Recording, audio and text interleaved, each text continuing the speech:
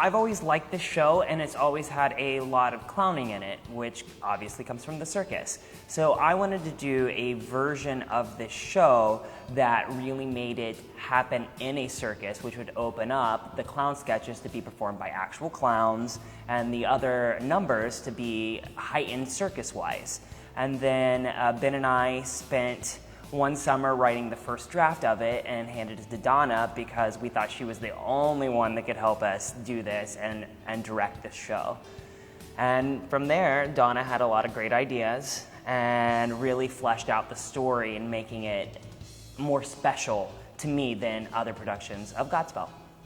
It was interesting that we took this idea that Ben and Josh brought to me, and we've chosen to set it in the 60s.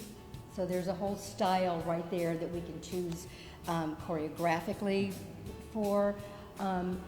We've also set it in the South, on the outskirts of Birmingham, Alabama. And this is a small family circus. And they have just performed their final performance because the bank has foreclosed on them. So they are just getting ready to tear everything down and go on with their lives. This troupe of circus performers, when a young man who is being hunted by the law runs into their tent and is given sanctuary. And I will add another thing with 1968. The score of this show has a very period feel. Many productions of Godspell recently have been updating and trying to make it sound more modern.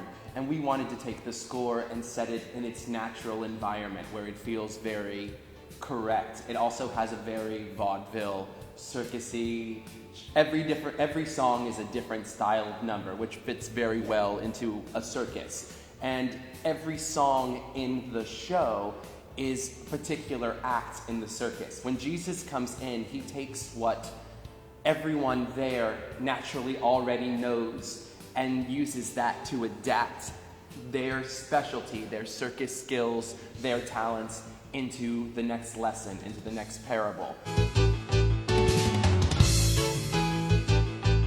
We have to give honor to the original creative team.